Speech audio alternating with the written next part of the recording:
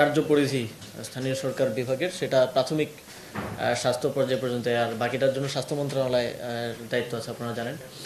তবে আমরা যখন প্রথমে দায়িত্ব গ্রহণ করার পরেই বিভিন্ন জায়গায় সফরে যাই, আমি দেখতে পাই যে অনেকগুলো হসপিটালে আমাদের আছে যেখানে আসলে যথেষ্ট জনবল নেই, ডাক্তার নেই, নার্সের অপর্যাপ্ততা আছে। এটা আমাদের একটা সমস্যা।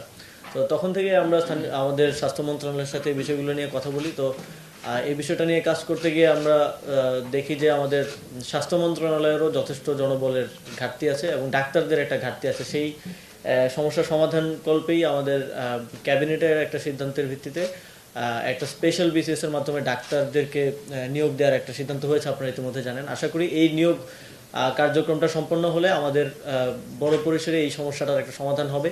তবে আপনারা এটাও জানেন যে অনেকেই সুযোগ সুবিধার কারণে আর অনেক ডাক্তারই পোস্টিং দিলেও এই প্রান্তিক জায়গাগুলোতে হয়তো যেতে চান না।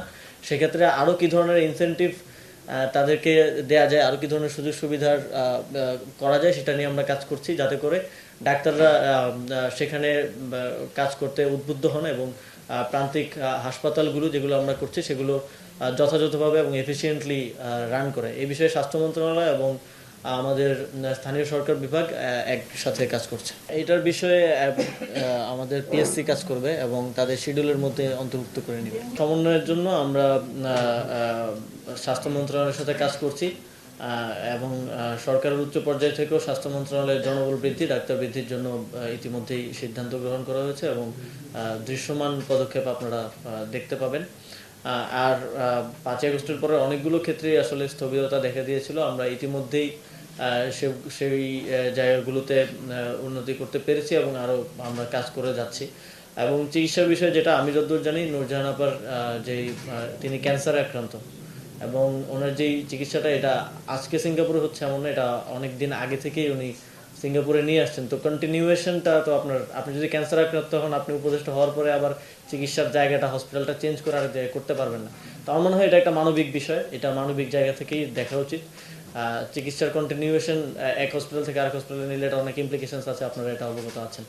তো এবং আমি মনে করি যে এটা আমাদের সবার দায়িত্ব, যারা এই পলিসি মেকিংয়ের জায়গায় থাকেন এবং সামনেও আসবেন, দেশের চিকিৎসা ব্যবস্থাটাকেই এমন জায়গায় নিয়ে যাওয়া যাতে করে এরকম দুরারোগ্য রোগগুলোর চিকিৎসা আমরা দেশেই পেতে পারি। ইতিমধ্যে আপনারা জানেন এই বিষয়ে অন্তর্বর্তীকালীন সরকার অনেকগুলো উদ্যোগ নিয়েছে। আমাদের চিকিৎসার ক্ষেত্রে আমরা একটা দেশের উপর খুব বেশি নির্ভরশীল ছিলাম, সেই জায়গা থেকে আপনারা জানেন ইতিমধ্যেই আমাদের দেশে চায়নার সহযোগিতায় কয়েকটা হাসপাতাল করার ব্যাপারে কমিটমেন্ট এসেছে এবং এই কাজগুলো হয়ে গেলে আমি মনে করি আমরা বাংলাদেশেই আমরা যথেষ্ট আত্মনির্ভরশীল হব স্বাস্থ্য খাতে।